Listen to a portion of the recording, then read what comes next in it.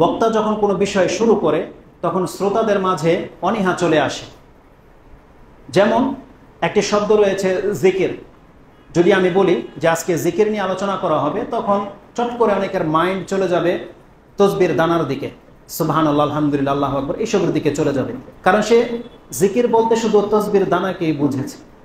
যদি আমি বলি আজকে আপনাদের কাছে বিষয় হবে জিহাদ, যদি বলি আজকে জিহাদ নিয়ে আলোচনা করা হবে, আপনাদের মধ্য থেকে এক ভাগ চট করে বলে নেবে এ হয়তো উগ্র মেজাজি, বলবে হয়তো আইএস এর কেউ হবে। অথবা আরেক শ্রেণীর মানুষের চট করে ব্রেন চলে যাবে কিতালের দিকে, যুদ্ধের ময়দানের দিকে চলে যাবে। জিহাদ মানে কি? যুদ্ধ, কিতাল করা, ব্যাপক অর্থবোধক শব্দ। তেমনি জিকির ব্যাপক অর্থবোধক শব্দ। তেমনি নিয়ত, এটা এত গুরুত্বপূর্ণ একটি বিষয়। ইনশাআল্লাহুল আজিজ, আল্লাহ যদি আমাকে তৌফিক দান করে, সে কথাগুলো যখন আমি সময় মতো যদি আপনার কাছে উপস্থিত করতে পারি, তখন আপনি বুঝতে পারবেন যে এই সম্পর্কে আমার কতটা জ্ঞান রয়েছে।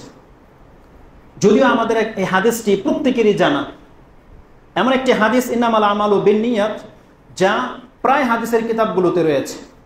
এমনকি ইমাম বুখারী রাহিমাহুল্লাহ তাআলা তার কিতাব শুরুই করেছেন এই হাদিসটি দিয়ে। বিদ্বান যেমন তার কর্ম তেমন।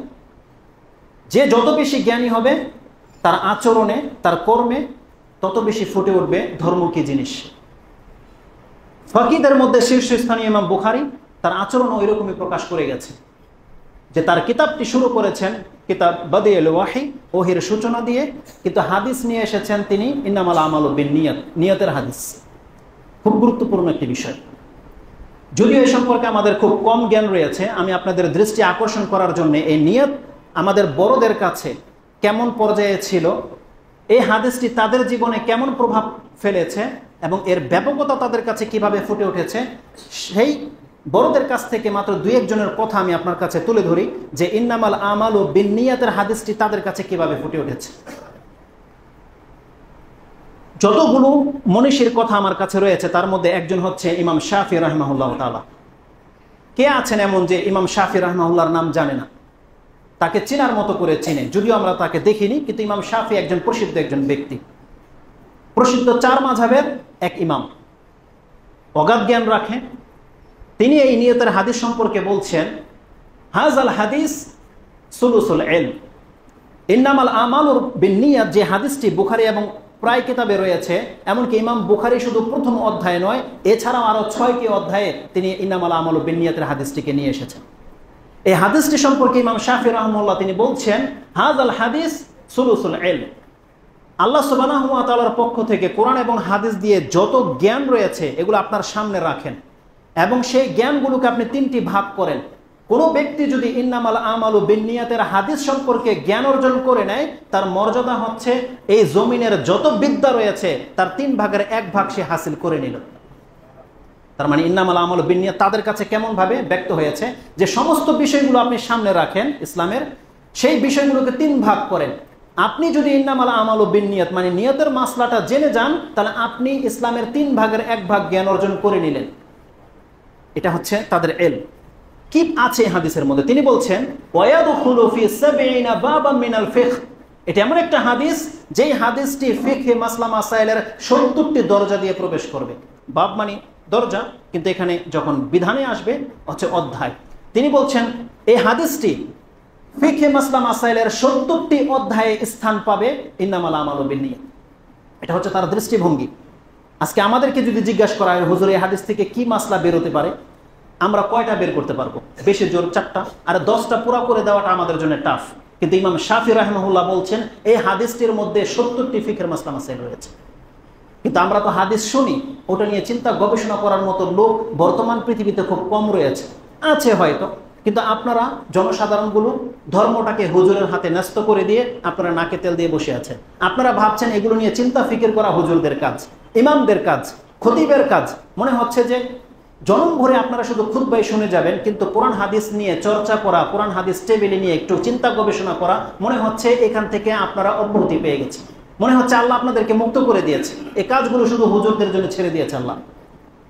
যে যত বেশি চিন্তা ফিকির করবে, আল্লাহ সুবহানাহু ওয়া তাআলা ধর্মের তত্ত্বের জ্ঞান তার সামনে খুলে দেবে, তার অন্তরকে আল্লাহ খুলে দেবে, সে অনেক কিছু জানতে পাবে। এটা হচ্ছে ইমাম শাফির দৃষ্টিভঙ্গি।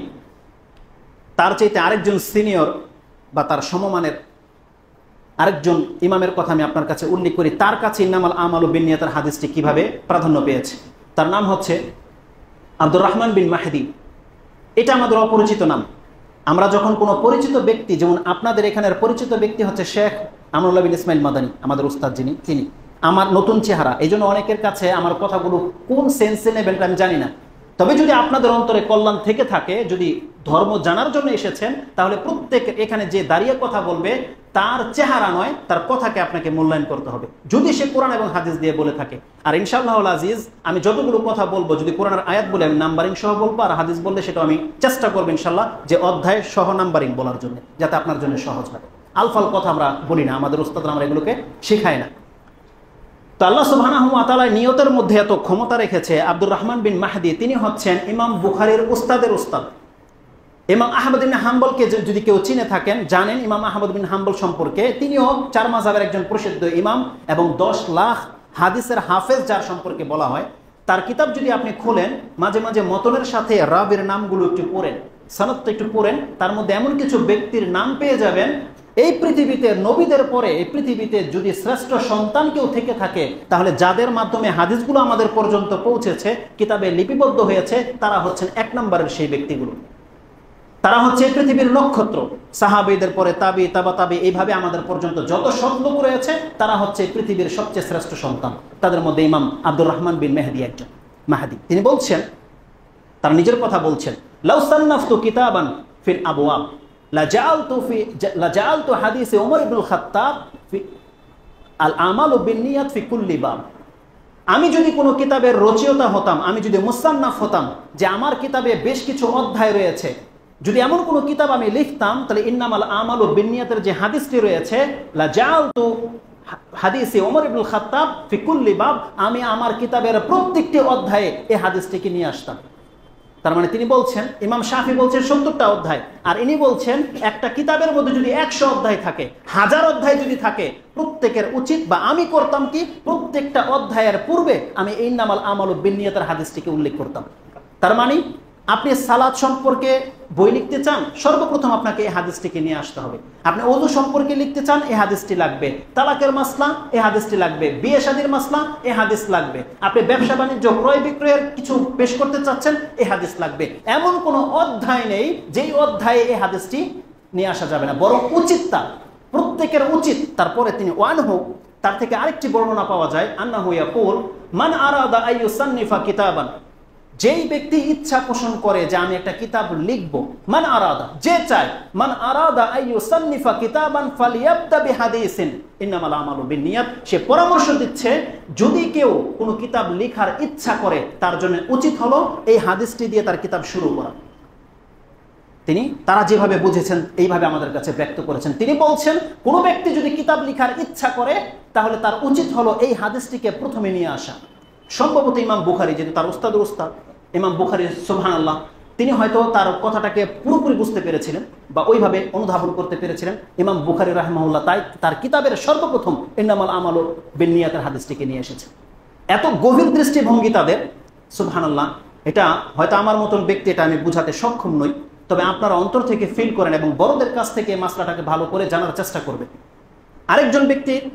আরেকজন মনীষীর কথা আমি আপনার কাছে উল্লেখ করি, তার নাম হচ্ছে আবি ওবাইদিন রাহিমাহুল্লাহ। তিনি হচ্ছেন প্রখ্যাত একজন তাবি, যার নামটা আপনি প্রায় সাহাবীর পরেই পেয়ে যাবেন। বুখারী মুসলিমেও যার থেকে হাদিস বর্ণনায় এসেছে। তিনি বলছেন, এটা এমন একটা হাদিস, রাসূলুল্লাহ সাল্লাল্লাহু আলাইহি ওয়াসাল্লাম থেকে বর্ণিত হয়ে যত শত শত হাদিস আমাদের কাছে পৌঁছেছে, তার মধ্যে এমন কিছু হাদিস আছে, তার মধ্যে এটি একটি। এই হাদিস সম্পর্কে তিনি তার মনোভাব ব্যক্ত করছেন, জামা আন-নবী সাল্লাল্লাহু আলাইহি ওয়াসাল্লাম ফি আমরা দুনিয়া কুল্লাহু ফি কালিমাতিন।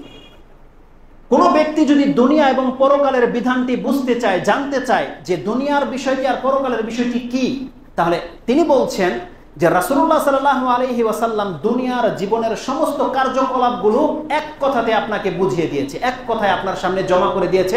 সেটা কি? ইন্নামাল আমালু বিন্নিয়াত। জামা আন-নবী সাল্লাল্লাহু আলাইহি ওয়াসাল্লাম আমরা দুনিয়া কুল্লাহ, দুনিয়ার সমস্ত বিধান আপনাকে এক কথায় রাসূলুল্লাহ সাল্লাল্লাহু আলাইহি ওয়াসাল্লাম যেন আপনাকে দেখিয়ে দিয়েছে কি আপনি কি করতে চান করেন। রাসূল সাল্লাল্লাহু আলাইহি ওয়াসাল্লাম শুধু আপনাকে এতটা বলে দিয়েছে, বান্দা তোমার ইবাদত শুধু ওটাই হবে যেটা তুমি নিয়ত করে করবে। এখন কোন নিয়ত করবে তুমি করো।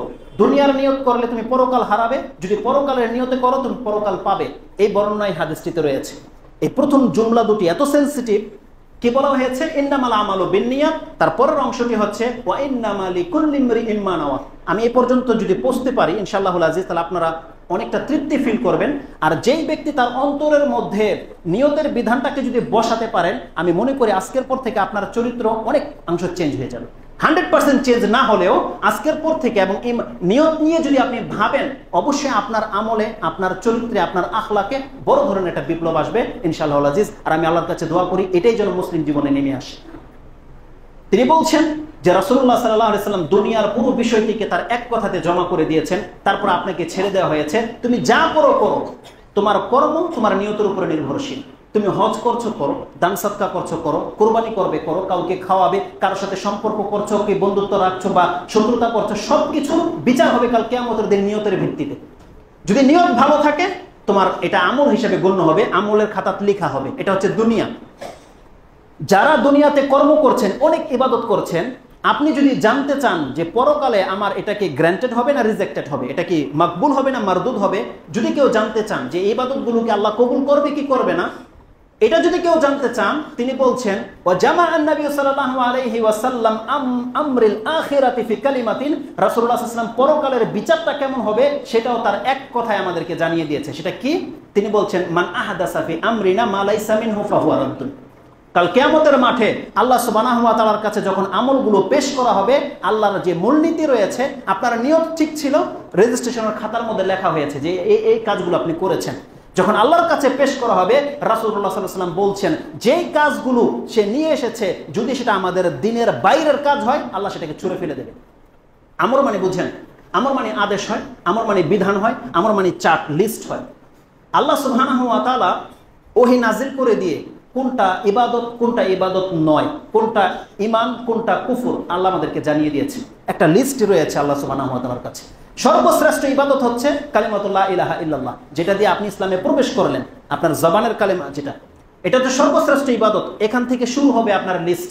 তার মধ্যে সালাত আসবে, যাকাত, সিয়াম, হজ, কুরবানি, দান সদকা, এভরিথিং এক এক করে সারিতে আসবে। রাসূলুল্লাহ সাল্লাল্লাহু আলাইহি ওয়াসাল্লাম বলছেন কোন ব্যক্তি যদি এই লিস্টের বাইরে কোনো কিছু করে আসে, কাল কিয়ামতের দিন আল্লাহ সেটাকে ছুঁড়ে ফেলে দেবে। যেই দিন আমি মুহাম্মদ সাল্লাল্লাহু আলাইহি ওয়াসাল্লাম নিয়ে এসেছি, এর বাইরের কোনো পদ্ধতিতে যদি কেউ কোনো কাজ করে, সেটাকে আল্লাহ ছুঁড়ে ফেলে দিবে। ওয়ায়াদখুলা ফি কুল্লি বাব। তার দৃষ্টিভঙ্গি হচ্ছে এই দুইটা হাদিস, ইন্নামাল আমালু বিন্নিয়াত, আর এই হাদিসটি মুসলিমে আপনি পাবেন 31 নম্বর অধ্যায়। কিতাবের অধ্যায়ের নাম হচ্ছে আল আকদিয়া।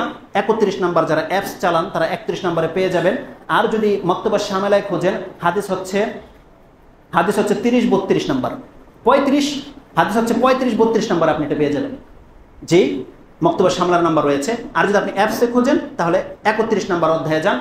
ওখানে আয়েশা রাদিয়াল্লাহু তাআলা থেকে যে হাদিসটি এসেছে তা ভিন্ন শব্দে রয়েছে, যেটা আমরা অনেকে জানি। সেটা হচ্ছে আয়েশা রাদিয়াল্লাহু তাআলা তিনি বলছেন ক্বালা রাসূলুল্লাহ সাল্লাল্লাহু আলাইহি ওয়াসাল্লাম মান আমিলা আমালান লাইসা আলাইহি আমরুনা ফাহুয়া রাদ্দুন। কোন ব্যক্তি যদি এমন কোন কাজ করে যেটা মুহাম্মদ সাল্লাল্লাহু আলাইহি ওয়াসাল্লাম বলছে আমি করিনি বা আমার লিস্টে নাই, ফাহুয়া রাদ্দুন, সেটাকে প্রত্যাখ্যান করে ফেলে দেওয়া হবে।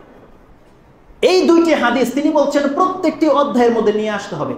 তার মানে আপনাকে যদি আমি সালাত সম্পর্কে শিক্ষা দেই, তাহলে আমাকে সর্বপ্রথম আপনার নিয়তটাকে শুদ্ধ করতে হবে এবং আপনাকে বলতে হবে যে দেখো তুমি সালাত ওইভাবে পড়বে যেভাবে মুহাম্মদ রাসূলুল্লাহ সাল্লাল্লাহু আলাইহি ওয়াসাল্লাম করেছেন। তুমি ওইভাবে হজ করো, ওইভাবে যেন তোমার কুরবানি হয়। তোমার নিয়ত ভালো, কিন্তু মুহাম্মদ সাল্লাল্লাহু আলাইহি ওয়াসাল্লামের মতো যদি অনুসারী তুমি না হও, যেভাবে মুহাম্মদ সাল্লাল্লাহু আলাইহি ওয়াসাল্লাম ইবাদত করেছে সেইভাবে যদি না হয়, তাহলে তোমার এটা কিন্তু কবুল হবে না।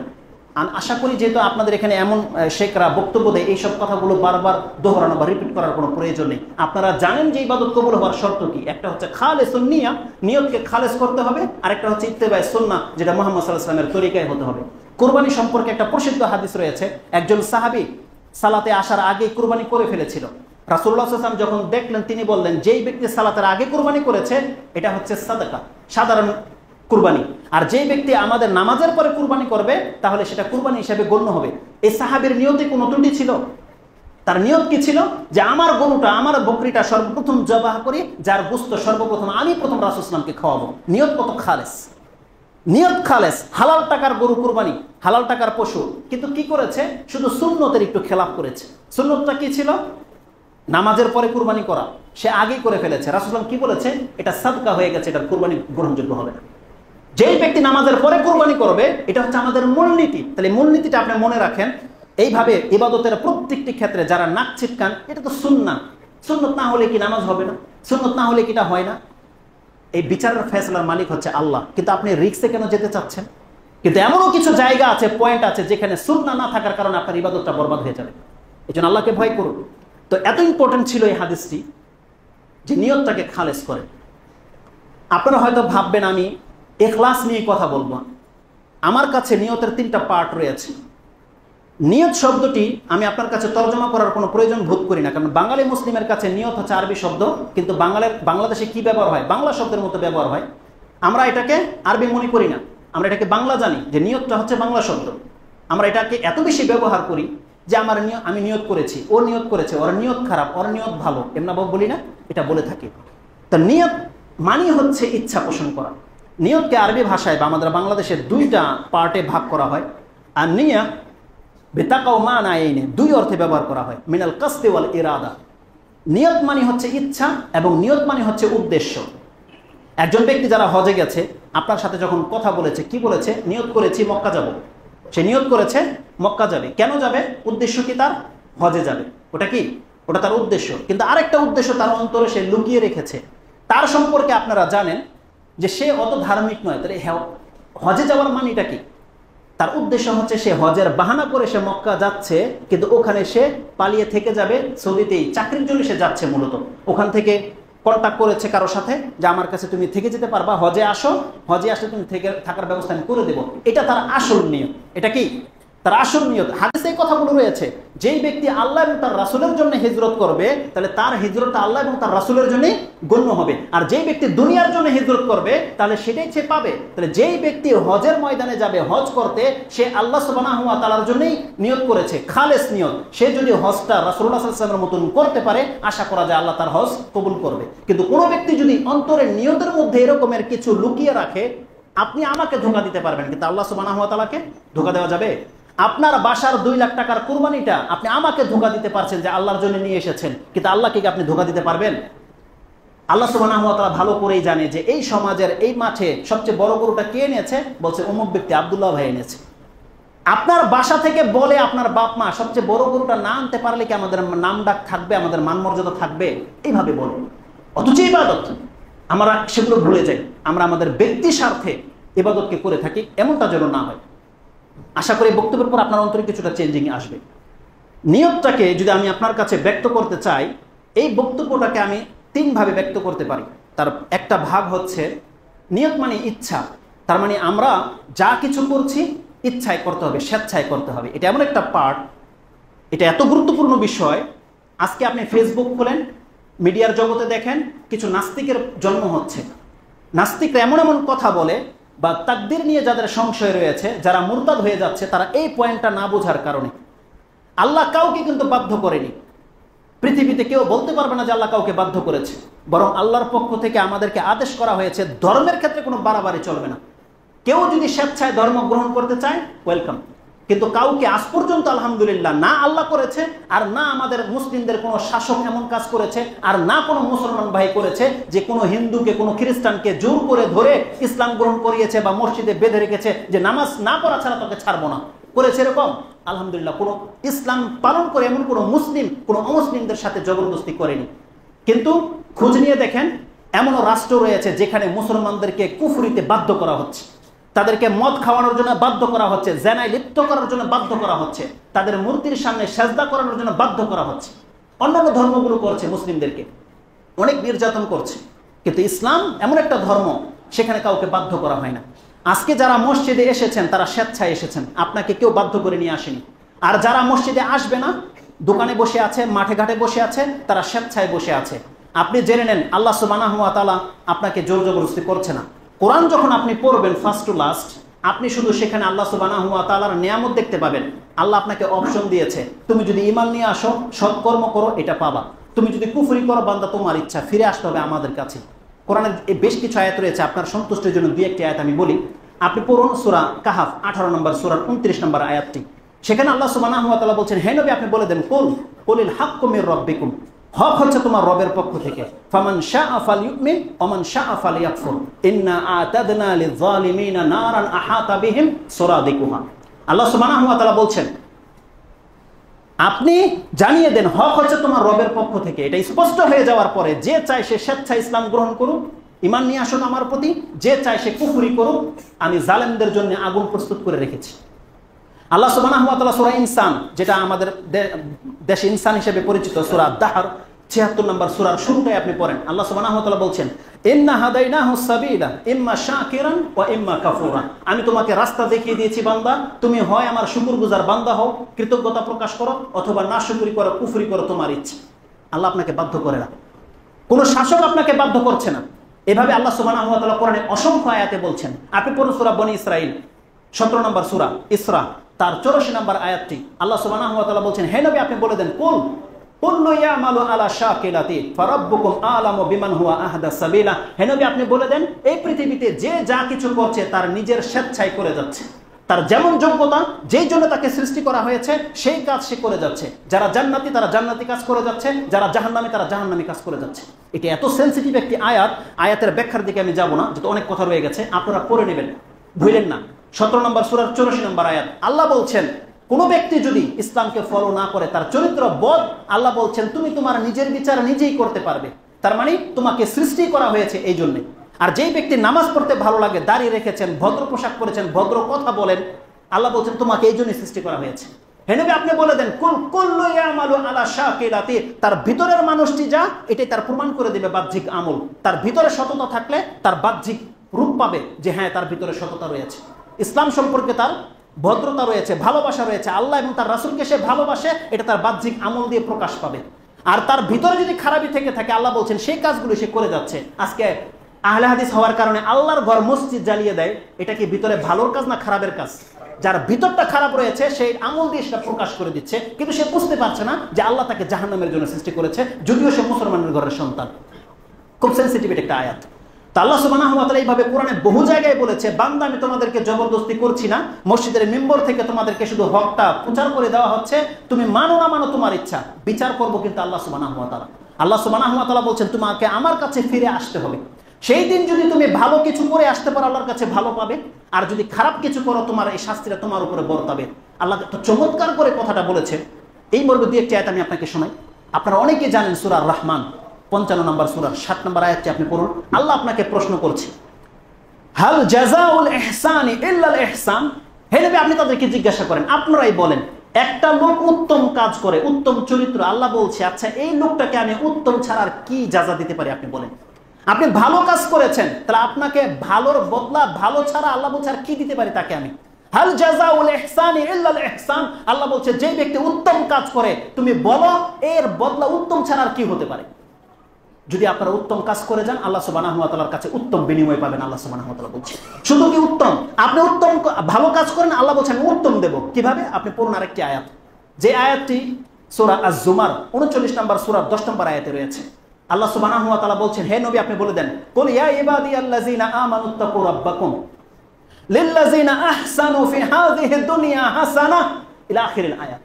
আল্লাহ বলছেন, হে নবী আপনি বলে দেন আমার ওই বান্দাদেরকে যারা আমার প্রতি ঈমান নিয়ে এসেছে তারা যেন আল্লাহকে ভয় করে, এবং তাদেরকে সুসংবাদ দিয়ে দেন, লিল্লাযিনা আহসানু ফি হাযিহি দুনিয়া হাসানাহ। যে ব্যক্তি এই দুনিয়ায় ভালো করবে, হাসান করবে, তার জন্য আহসান রয়েছে। সুবহানাল্লাহ। আল্লাহ বলেন এই হাসানের বদলায় হাসনা, আল্লাহ বলছেন হাসানের বিপক্ষে কি থাকবে? আহসান। আপনি যদি ভালো কাজ করেন আপনার জন্য আল্লাহ উত্তম ব্যবস্থা করে রেখেছে। আর কি চান আপনি বলেন? এই মর্মে পুরো কোরআনটা আমি আপনার কাছে ছেড়ে দিলাম, আপনার আমলের উপরে ভিত্তি করে আপনারা জান্নাত পাবেন। আর আল্লাহ সুবহানাহু ওয়া তাআলা পাপীদের ক্ষেত্রে কি বলেছে? যারা পাপ করছেন স্বেচ্ছায় করছেন, কাল কিয়ামতের দিন আপনি শয়তানকেও দোষারোপ করতে পারবেন না, আপনার বাপ মাকেও দোষারোপ করতে পারবেন না, আপনার বন্ধু, রাষ্ট্র, আপনার জাতিকেও আপনি দোষারোপ করতে পারবেন না, আপনি মসজিদের ইমাম আমাকেও দোষারোপ করতে পারবেন না যে এ আমাদেরকে মিসগাইড করেছে, পারবেন না। কারণ আল্লাহ আপনাকে বিবেক দিয়েছে। আল্লাহ বলছে তুমি শিখো, ধর্ম জানো, তোমাকে এই জন্য সৃষ্টি করা হয়েছে। আল্লাহ সুবহানাহু ওয়া তাআলা বলছেন, আম লাম ইউনাব্বা বিমা ফি সুহুফি মূসা, তাদের কাছে কি এই সংবাদ পৌঁছেনি যা মূসা আলাইহিস সালামের সুহুফের মধ্যে ছিল? ওয়া ইব্রাহিম আল্লাযী ওয়াফা, সেই ইব্রাহিমের কিতাবেও ছিল যেই ইব্রাহিম তার ধর্মটাকে পুরো করে দেখিয়েছে। সেটা কি ছিল লেখা? যেটা আমাদের কিতাবেও রয়েছে, আল্লাহ তাজিরু ওয়াজিরাতুন উযরা উখরা। তারা জেনে নেক একের বোঝা অন্য বহন করবে না, যার পাপ তাকে বহন করতে হবে। আজকে আপনাকে পীরে গুমরাহ করেছে, কাল কিয়ামতের দিন আপনার পাপটা পীরের উপর দিয়ে আপনি নাজাত পাবেন না। কোন হুজুর যদি কাউকে গুমরাহ করে থাকে, কোন বড় ব্যক্তি যদি, কোন নেতা যদি প্রজাদেরকে গুমরাহ করে থাকে, ভুল পথ দেখিয়ে থাকে, পাপ করিয়ে থাকে, তাহলে কাল কিয়ামতের দিন আপনি ভাববেন না যে সে করিয়েছে তাই আমার পাপটা সে বহন করবে। অসম্ভব ব্যাপার। আল্লাহ সুবহানাহু ওয়া তাআলা কোরআনে 6টি আয়াতে কথা উল্লেখ করেছে। আপনি পাবেন সূরা বনী ইসরাঈলে, আপনি পাবেন সূরা কাহাফে, আপনি পাবেন সূরা আনআমের শেষের আয়াতে, আপনি পাবেন এইমাত্র বললাম সূরা নাজমের আয়াতটি 53 নম্বর সূরার 33 থেকে নিয়ে 36 পর্যন্ত আপনি পড়ুন। সূরা জুমারে রয়েছে, আল্লাহ বলছেন লা তাজিরু ওয়াজিরাতুন উযরা উখরা, কেউ কারো বোঝা বহন করবে না। তারপরের কথাটা আল্লাহ সুবহানাহু ওয়া তাআলা যা বলছেন, ওয়া আল্লাইসা লিল ইনসানি ইল্লা মা সাআ, আমি মানুষের জন্য, কোন ব্যক্তির জন্য আমি কিছুই রাখি নাই, কেবলমাত্র সে তাই পাবে যতটুকু সে করবে। ওয়া আল্লাইসা লিল ইনসান, আপনার জন্য কিছুই নেই। আল্লাহ বলছে আপনাকে শাস্তিও দেবে না, জাযাও দেবে না। পাপ যতটুকু করবেন ততটা শাস্তি পাবেন, যতটা নেকি করবেন ততটা নেকি কাল কিয়ামতের দিন জান্নাতে আপনাকে আল্লাহ দেবে। জান্নাতে অনেকেই পাবেন, জান্নাতে অনেকেই পাবেন, কিন্তু সেই নিয়ামতের ঘাটতিটা এত পরিমাণে হবে। আপনারা সেই কথাগুলো হয়তো শুনেছেন। খাদিজা রাদিয়াল্লাহু তাআলা আনহা পৃথিবীতে এমন এক মহিলা, যার জীবদ্দশায় তাকে আল্লাহ সালাম জানিয়েছে, যার জীবদ্দশায়, এবং তাকে বলা হয়েছে তাকে এমন একটা ঘরের সুসংবাদ দেন যেই ঘরটা হবে মণিমুক্তার দেয়াল, আর ভিতরে কোনো শোরগোল থাকবে না, শান্ত থাকবে। আপনি খাদিজাকে সংবাদ দেন এমন একটা ঘরের, যে ঘরে কোনো হইচই থাকবে না, তাকে কেউ ডিস্টার্ব করবে না, এমন একটা ঘর। আপনি কি মনে করেছেন আমাদের ঘরটাকে এই ঘরের মতো হবে? আপনি কি মনে করেছেন আসিয়া রাদিয়াল্লাহু তাআলা আনহা বা আসিয়া আলাইহিস সালামকে যেই ঘর আল্লাহ সুবহানাহু ওয়া তাআলার কাছ থেকে সে নিয়ে নিয়েছে, সেই ঘরটা আমার আপনার মা পাবে, আমার আপনার বোন পাবে? আমরা কি পেরেছি সেই জায়গাটাকে দখল করতে? যে বলেছিল রব্বি বিনিলি ইনদাকা বাইতান ফিল জান্নাহ, হে আল্লাহ তোমার নিকটে আমার জন্য একটা ঘর বানাও, যেই ঘরটা আল্লাহ সুবহানাহু ওয়া তাআলার নিকটে হয়, আলাল জান্নাতে হয়, সেই ঘরটার মালিক কি আপনি আমি হতে পেরেছি? তার আল্লাহ সুবহানাহু ওয়া তাআলা বলছেন যে যতটা চেষ্টা করবে সে ততটা পাবে। আপনি যদি এমন কিছু ঘরের মালিক হতে চান, তাহলে আপনাকে সেই কাজ করে দেখাতে হবে। আপনি জান্নাত পাবেন, কিন্তু আপনাকে ওই ঘর দেওয়া হবে না যেই ঘর এই পৃথিবীতে এক ব্যক্তি মসজিদ বানিয়ে পেয়ে গেছে। হাদিসে কি নাই? মান বানা মসজিদান লিল্লাহ বানাল্লাহু বাইতান ফিল জান্নাহ, হাদিসে কি নেই? তার আমি আর আপনি তো মসজিদ বানাতে পারিনি, তাহলে ওই ঘর আমি আপনাকে আমাকে দেবেন আল্লাহ। আমরা তো 12 রাকাত যে সুন্নতের রাতেবাগুলো আছে, আমরা কি নিয়মিত আদায় করি? তাহলে হাদিসে কি রয়েছে? যেই ব্যক্তি সুন্নতের রাতেবা সকাল সন্ধ্যার যে সুন্নত নামাজগুলো রয়েছে 12 রাকাত যদি আদায় করে, আল্লাহ সুবহানাহু ওয়া তাআলা এর বিনিময়ে কিয়ামতের মাঠে বা জান্নাতে তার জন্য একটা স্পেশাল ঘরের আল্লাহ ব্যবস্থা করে রাখছে। এইটা কি সবাই পাবে? তাহলে যেই ব্যক্তি সুন্নত নামাজগুলো আদায় করছেন তারা পাবে। যেই ব্যক্তি বেশি বেশি সুবহানাল্লাহ পড়ে, আলহামদুলিল্লাহ, আল্লাহু আকবার পড়ে, এই ব্যক্তির যে বাগানটা হবে, যারা পড়ছেন না, আপনিও কি সেই বাগানের মালিক হতে চান? আপনাকে আল্লাহ জান্নাত তো দেবে, হয়তো বা আপনার জান্নাতটা খালি পড়ে থাকবে ময়দান। কিন্তু যেই ব্যক্তি প্রতিনিয়ত সুবহানাল্লাহ, আলহামদুলিল্লাহ, আল্লাহু আকবার, লা ইলাহা ইল্লাল্লাহ, লা হাওলা ওয়ালা কুওয়াতা ইল্লা বিল্লাহ পড়ছে, এই ব্যক্তি কানজুম মিন কুনুজিল জান্নাহ, যেই গুপ্তধন পেয়ে যাবে। আপনি একবারও লা হাওলা ওয়ালা কুওয়াতা ইল্লা বিল্লাহ পড়েন না, আপনি পাবেন সেই গুপ্তধন। অসম্ভব ব্যাপার। এটা আল্লাহ সুবহানাহু ওয়া তাআলা মুআল্লাক করে রেখেছে, হ্যাঙ্গিং করে রেখেছে আপনার কর্মের উপরে। জান্নাতে ইনশাআল্লাহ আমরা সবাই যাব, ইনশাআল্লাহ, বলেন আমিন, আল্লাহ যেন কবুল করে। কিন্তু আমাদেরকে সেই জায়গাগুলোকে দখল করতে হবে, সবচেয়ে শ্রেষ্ঠ জায়গাগুলো। কিসের ভিত্তিতে? আমাদের ঈমান এবং আমাদের কর্ম দিয়ে। আল্লাহ সুবহানাহু ওয়া তাআলা বলছেন মানুষ যে যতটা পাপ করছে তার ততটা তাকে ভোগ করতে হবে। অতএব আপনি যে স্বেচ্ছায় ইবাদতগুলো ছেড়ে দিয়েছেন, আপনাকে কেউ বাধ্য করেনি। আর যারা পাপ করছেন তাকেও কেউ বাধ্য করে এই কাজগুলো করাচ্ছেন না। যদি কোনো ব্যাপার, ইসলামের একটা নীতি হচ্ছে, যদি কাউকে বাধ্য করে ইবাদত করানো হয় অথবা পাপ করানো হয়, তার হুকুম কি? কোনো ব্যক্তিকে যদি কেউ জোর করে তার ইজ্জত নষ্ট করে, সে পুরুষ হোক অথবা মহিলা, তাকে যদি জোর করে নেশা খাওয়ানো হয়, তাকে যদি জোর করে মূর্তির সামনে সেজদা করানো হয়, ইসলামে তার হুকুম কি? আল্লাহর দয়া দেখেন, আল্লাহ বলছেন একে আমি মাফ করে দেবো, ধর্ম। আল্লাহ বলছেন বাধ্য করে যদি কাউকে পাপ করানো হয়, এই পাপের জন্য তাকে ধরা হবে না। আপনি কোরআনের চাইলে আয়াতটি পড়তে পারেন, যে আয়াতটি সূরা নাহল 16 নম্বর সূরার 106 নম্বর আয়াতে রয়েছে। আল্লাহ সুবহানাহু ওয়া তাআলা বলছেন মান কাফারা বিল্লাহি মিন বাদি ঈমানিহি ইল্লা মান উকরিহা ওয়া কলবুহু মুতমাইন্নুন বিল ঈমান। যেই ব্যক্তি ঈমান নিয়ে আসার পরে আল্লাহর সাথে কুফরি করবে, আল্লাহ বলছেন তার উপরে আল্লাহর গজব রয়েছে, তাকে আল্লাহ আযাবুন আযীম বলছেন, তাকে কঠিন শাস্তি দেবে। তারপরে বলছেন ইল্লা, ওই ব্যক্তিকে ছাড়া যেই ব্যক্তিকে জোর করে করানো হয়েছে, সে মূর্তির সামনে সিজদা করেছে, সে হারাম খেয়েছে, কিন্তু মনের মধ্যে অসন্তুষ্টি ছিল, ঘৃণা ছিল, ওয়া কলবুন মুতমাইন্নুন বিল ঈমান, এবং তার অন্তরের ভিতরে আল্লাহর প্রতি ঈমান পুরোপুরি ছিল। এখন এটা আপনি আর আমি জানি না, কিন্তু আল্লাহ জানে না? যারা আজকে শখ করে পাপ করছেন বা শিরিক করছেন, কাল কিয়ামতের দিন আপনি আল্লাহর কাছে কি বলতে পারবেন যে আল্লাহ আমার অন্তরের মধ্যে ঈমান ছিল? ফেরাউনের মতো বলতে পারবেন? কারণ আল্লাহ সুবহানাহু ওয়া তাআলা কি বলছেন? ওয়াল্লাহু আলিমু বিযাতিস সুদূর। আপনি পড়ুন সূরা তাহরিম 64 নম্বর সূরা 4 নম্বর আয়াতটি। আল্লাহ হচ্ছেন তিনি ইয়ালামু মা ফিস সামাওয়াতি ওয়াল আরদ ওয়া ইয়ালামু মা তুসিররুনা ওয়া মা তুলিনুন। তুমি গোপন করার প্রকাশ করো সেটা আল্লাহ জানে। ওয়াল্লাহু আলিমুম বিযাতিস সুদূর। আল্লাহ এমন এক সত্তা যাকে ফাঁকি দেওয়ার মতন কোনো ক্ষমতা পৃথিবীর কারো নেই। ফেরেশতারাও সেই জায়গায় প্রবেশ করতে পারে না যেই জায়গায় আল্লাহ আপনাকে হস্তক্ষেপ করে আছে। আপনি জানেন আপনার অন্তরটা আল্লাহর আঙ্গুলগুলোর মাঝে, দুই আঙ্গুলের মাঝে রয়েছে। ইউকাল্লিবুহা কাইফা ইয়াশা, যেভাবে চায় আল্লাহ পরিবর্তন করতে পারে। আপনার অন্তরটা আল্লাহর হাতে রয়েছে, আল্লাহর আঙ্গুলগুলোর মধ্যে, দুই আঙ্গুলের মাঝে রয়েছে। আপনি পালিয়ে যাবেন কোথায়? আপনার কাছে কি এই সংবাদ পৌঁছেনি? আপনি কি সূরা আদিয়াত পড়েন না? আল্লাহ সুবহানাহু ওয়া তাআলা বলেন, তারা কি জানে না যে বুসরা মা ফিল কুবুর, কবরকে উত্থিত করা হবে এবং কবরে যা আছে তা বের করা হবে। ওয়া হুসিলা মা ফিস সুদুর, কাল কিয়ামতের মাঠে অন্তরে যা আছে তা বের করে নিয়ে আসা হবে। মানুষ কি এটা জানে না? আল্লাহু আকবার। এটা এমন একটি আয়াত। আল্লাহ বলছেন কে অন্তরের মধ্যে কি গোপন করে রেখেছেন, কাল কিয়ামতের দিন আল্লাহ বলছেন ওয়া হুসিলা মা ফিস সুদুর, তার অন্তর থেকে ওটাকে বের করে নিয়ে আসা হবে প্রকাশ। কেন হজ করেছিলে? কেন ইবাদত করেছিলে? কেন দাড়ি রেখেছিলে? কেন পর্দা করেছিলে? কেন কুরবানি করেছিলে? এই যে বড় বড় কেন জিহাদ করেছিলে? সমস্ত আমলগুলোকে এক পাশে রাখা হবে, তারপর অন্তরটাকে আল্লাহ বের করবে যে অন্তরে কি ছিল, আল্লাহর জন্য ছিল না লোক দেখানোর জন্য ছিল না পদমর্যাদা ছিল, কেন ছিল?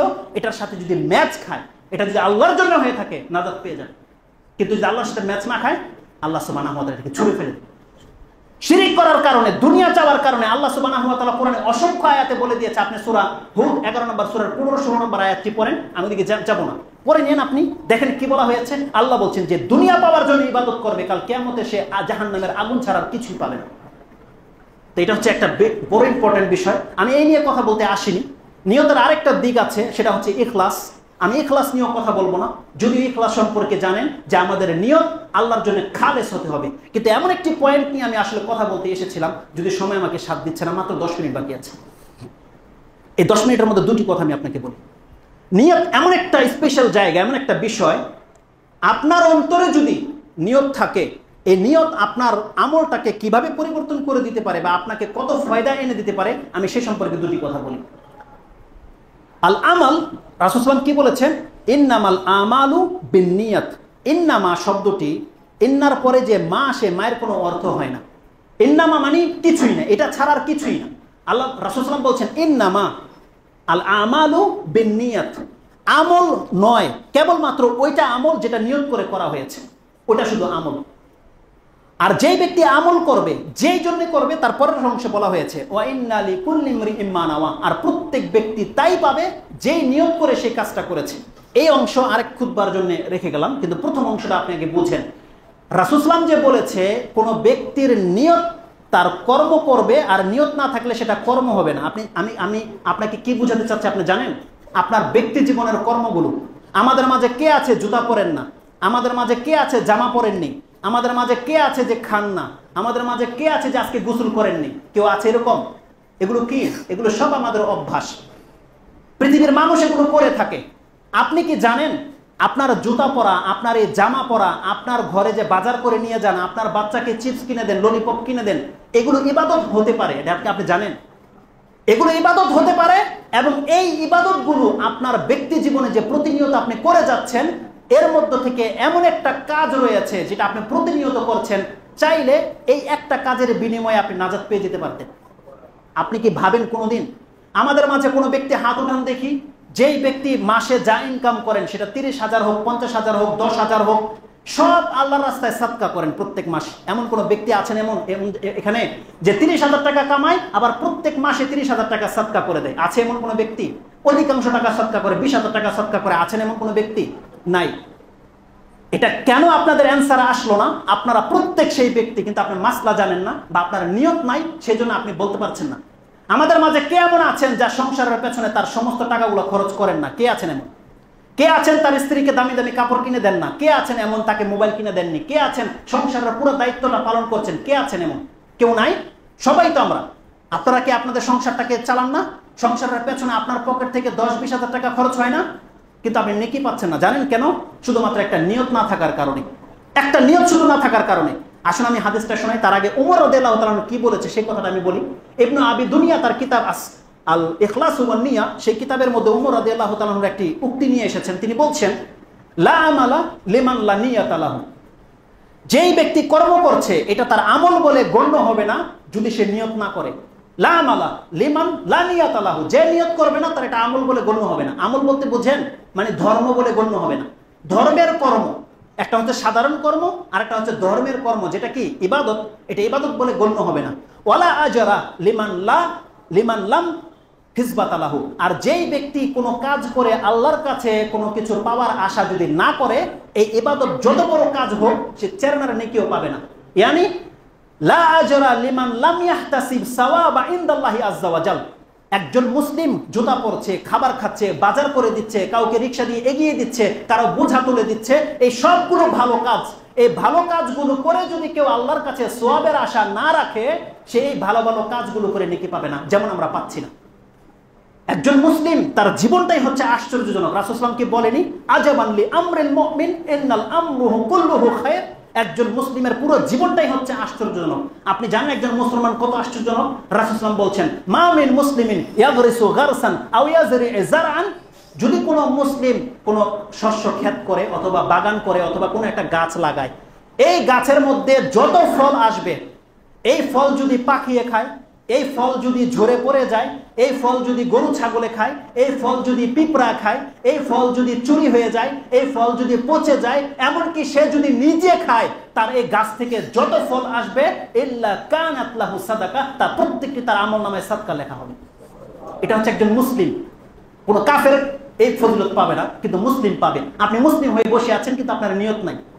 যদি কোনো মুসলিম জানে যে আমার গাছের ফল চুরি হয়ে গেছে, 5টা 10টা আম, সেটা আমার আমলনামায় নেকি লেখা হয়ে গেছে, সে কোনোদিন ঝগড়া করতে পারে, সে কোনোদিন একটা বড়ির জন্য মাথা ফাটাফাটি করতে পারে, সে কোনোদিন তার পুকুরের মাছের জন্য কাউকে বিষ খাইয়ে মেরে ফেলতে পারে, হত্যা করতে পারে? বলেন, যেই ব্যক্তি পরকালের জন্য বেঁচে আছে সেগুলো করতে পারে?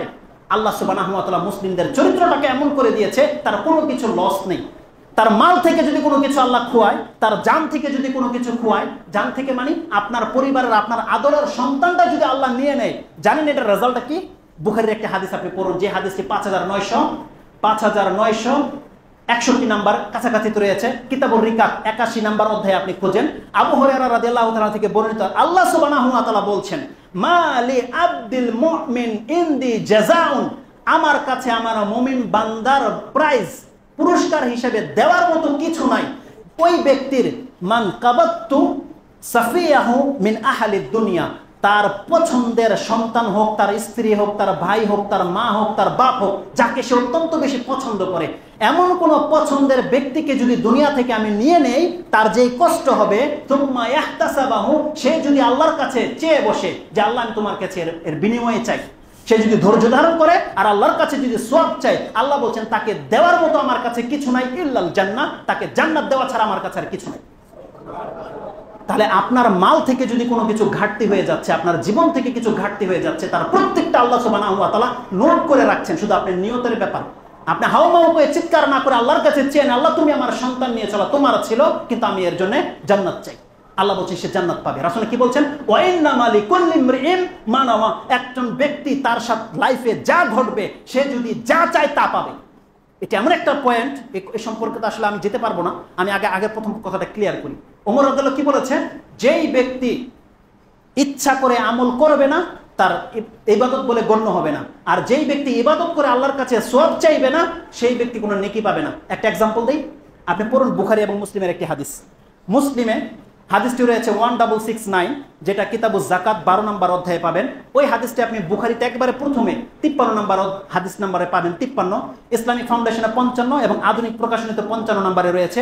এটাও আবু হুরায়রা রাদিয়াল্লাহু তাআলা বর্ণনা করছেন, কালা রাসূলুল্লাহ সাল্লাল্লাহু আলাইহি ওয়াসাল্লাম, ভুল বলেছে, এই হাদিসটা বর্ণনা করেছেন আবি মাসউদ, ইবনে মাসউদ নয়, আবি মাসউদ রাদিয়াল্লাহু তাআলা বর্ণনা করেছেন।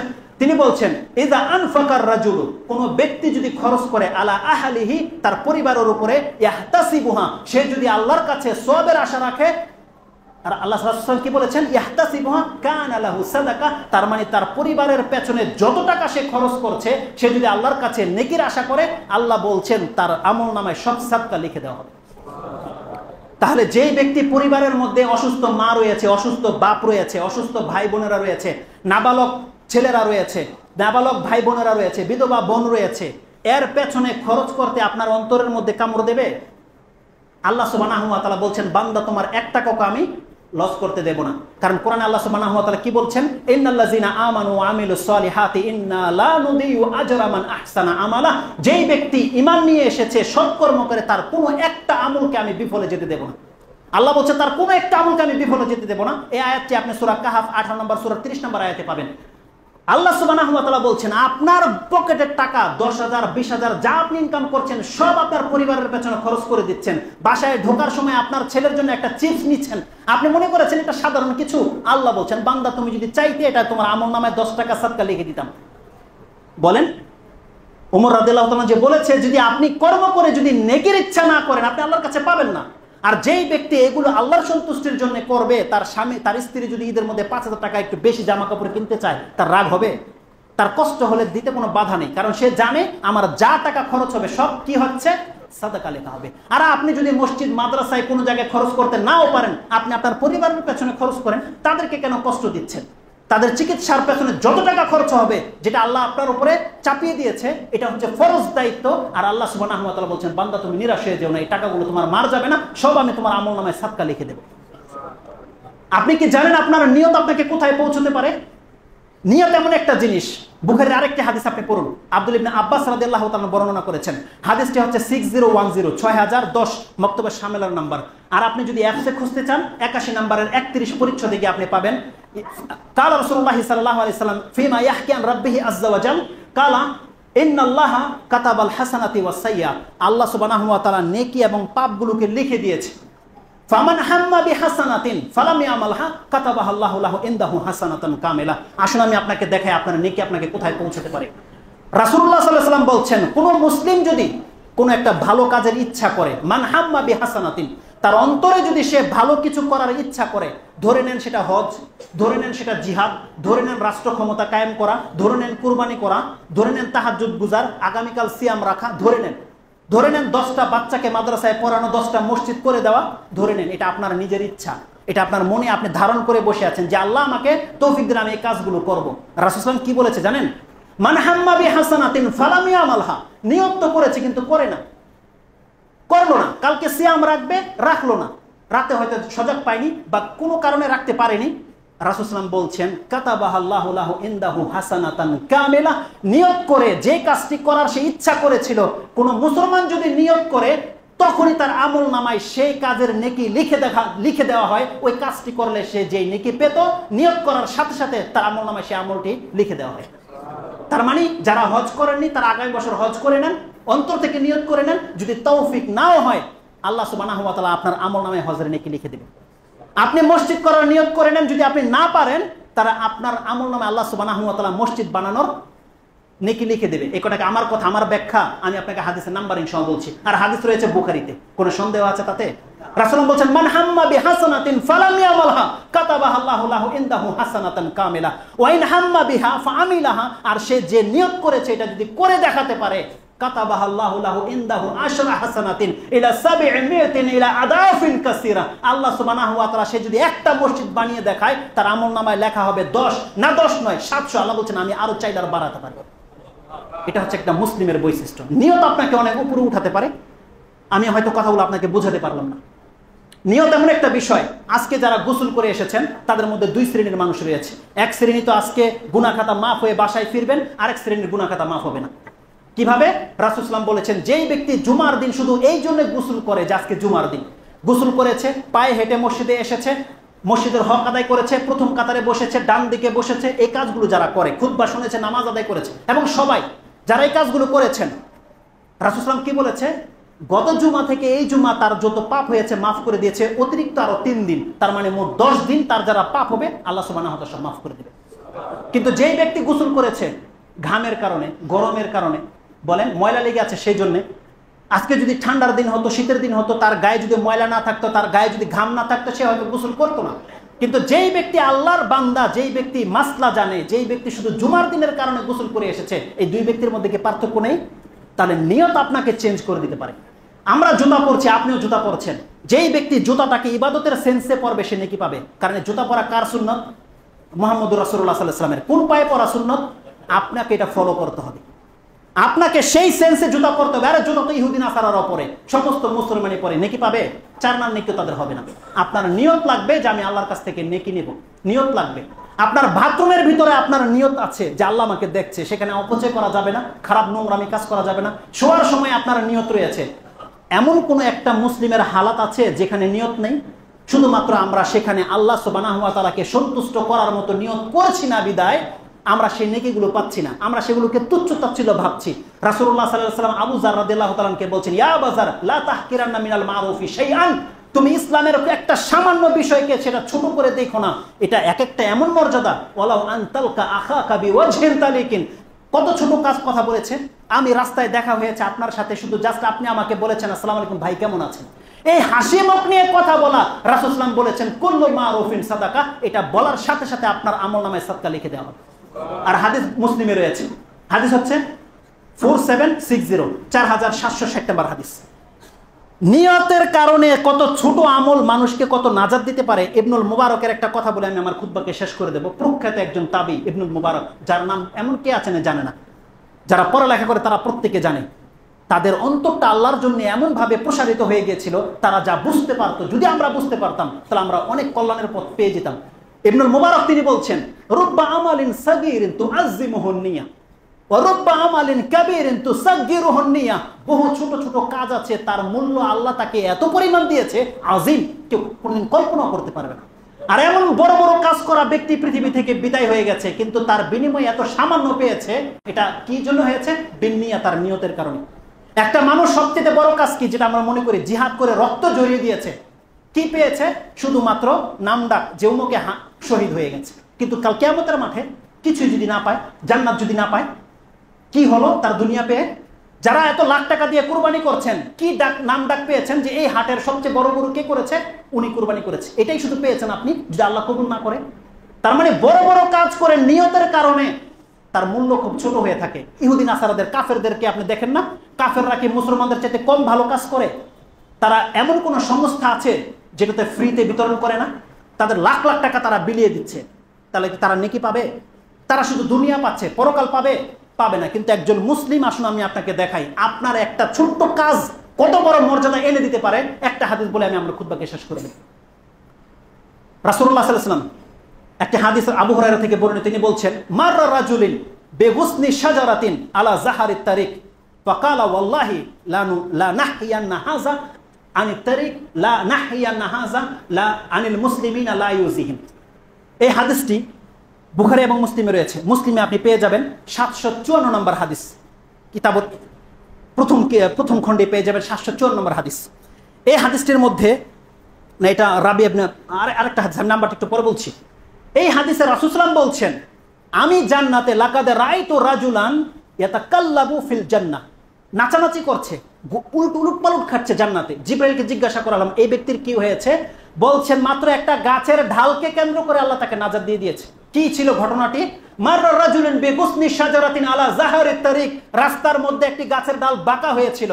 সেই ব্যক্তি দেখছে যে একটা গাছ পড়ে আছে, এটা মুসলমানদেরকে কষ্ট দেয়, বোঝা হয়ে যেতে হয়, রিকশা যেতে পারে না, গাড়ি যেতে পারে না, নিয়তটাকে শুধু মুসলমানদেরকে কষ্ট দেয়। তিনি বলছেন, ওয়াল্লাহি লা উনাহইয়ান্না হাযা আনিল মুসলিমিন, আমি মুসলমানদের কাছ থেকে কষ্টদায়ক বস্তুটাকে সরিয়ে দেব, লা ইউজিহিম, যাতে তাদের কষ্ট না হয়। কি করেছে তার রেজাল্ট জানেন? রাসূল সাল্লাল্লাহু আলাইহি ওয়াসাল্লাম বলছেন, কাল আল্লাহ সুবহানাহু ওয়া তাআলা ফাউদখিলিল জান্নাহ, এই গাছের ডালটাকে কেটে দেওয়ার কারণে আল্লাহ তাকে জান্নাত দিয়ে দিয়েছে। হাদিসটি মুসলিমে রয়েছে, কিতাবুল বীর, মনে পড়েছে 46 নম্বর অধ্যায়ে আপনি যান, হাদিসটি 46 নম্বর অধ্যায়ে পেয়ে যাবেন। কিতাবুল বীর মুসলিম শরীফে রয়েছে। একজন ব্যক্তি, আপনি আপনার বিল্ডিং করবেন, শত শত গাছ কেটে ফেলে দিচ্ছেন, আর একজন ব্যক্তি শুধুমাত্র তার নিয়তের কারণে যে মুসলমানদের কষ্ট হয়, সেই গাছের ঢালটাকে শুধু সে কেটে দিয়েছে, এই ঢালটা কেটে দেওয়ার কারণে সে জান্নাত পেয়ে গেছে। জান্নাতটা কি খুব বড় কিছু? তারা আপনার এই ছোট ছোট কাজগুলোর মধ্যে জান্নাত নিহিত ছিল, কিন্তু আপনি সেগুলো আল্লাহ সুবহানাহু ওয়া তাআলার জন্য করতে পারেননি, আপনারা করছেন না। মা বোনরা যারা পর্দাটাকে বোঝা মনে করেন, আপনার এই পর্দাটা আপনাকে জান্নাতে নিয়ে দিতে পারে না? এই গরমের মধ্যে তাদের কষ্ট হয় না? এই কষ্টটুকু যদি সহ্য করে আল্লাহর বিধানটাকে যদি কায়েম করে, তার মানে সে আল্লাহর কাছে যদি জান্নাত চাই পাবে না। রাসূল কি বলছেন? ওয়া ইন্নামা লিকুল্লি ইমরিইম মা নাওয়া, একজন ব্যক্তি ইবাদত করে আল্লাহর কাছে যা চায় সে তাই পাবে। বোঝেন না কথা? আমি আপনাকে বোঝাতে ব্যর্থ হচ্ছি, মানে সক্ষম নই আমি। আপনার বিবেক দিয়ে আপনি বোঝার চেষ্টা করেন। আপনি 5 টাকা দান করেছেন, আল্লাহ আপনাকে অপশন দিয়েছে, তুমি যা চাইবা তা পাইবা। আপনি আল্লাহর কাছ থেকে জান্নাত চান? জান্নাত চান? এটা নয় কথা। আল্লাহ আপনাকে অপশন দিয়েছে, বান্দা তুমি গরু কোরবানি করেছো, চাও তুমি আমার কাছে কি চাইবা? আপনি জান্নাত চান? আপনি সালাত আদায় করছেন, আপনি আল্লাহর কাছে জান্নাত চান? এই নিয়তে পড়েন। আল্লাহ কি বলেছে রাসূলুল্লাহ? ওয়াইন্নামা লিকুল্লি ইমরিইন মা নাওয়া, একজন ব্যক্তি তাই পাবে যা সে নিয়ত করবে, যা আমার কাছে চাইবে সে তাই পাবে। তাহলে আপনি আমলগুলো দিয়ে জান্নাত কেন চাচ্ছেন না? আল্লাহকে রাজি খুশি হওয়ার জন্য করেন। যেই ব্যক্তি এইভাবে কাজ করবে, রিকশাওয়ালার সাথে 5 টাকা নিয়ে দ্বন্দ্ব, সে কি তার সাথে ঝগড়া করতে পারে? সে 5 টাকা দিয়েই দিবে, সাদকা জানিয়ে যাবে আমি আল্লাহকে চাই। করবে না এটা? রাবিয়া ইবনে কাব আল-আসলামি তিনি কি করেছিল? একদিন রাত্রে রাসূলুল্লাহ সাল্লাল্লাহু আলাইহি ওয়াসাল্লামের সাথে রাত্রি কাটিয়েছে। এই হাদিসটা হচ্ছে 754 নম্বর হাদিস। তিনি বলছেন, আবিতু মা রাসূলুল্লাহ সাল্লাল্লাহু আলাইহি ওয়াসাল্লাম, আমি রাসূলুল্লাহ সাল্লাল্লাহু আলাইহি ওয়াসাল্লামের সাথে এক রাত তার সাথে ছিলাম। ফাআতাইতুহু বিওয়াদুহি ওয়া হাজাতি, আমি কি করেছি? তার ওযুর জন্য আর কাজা হাজাতের জন্য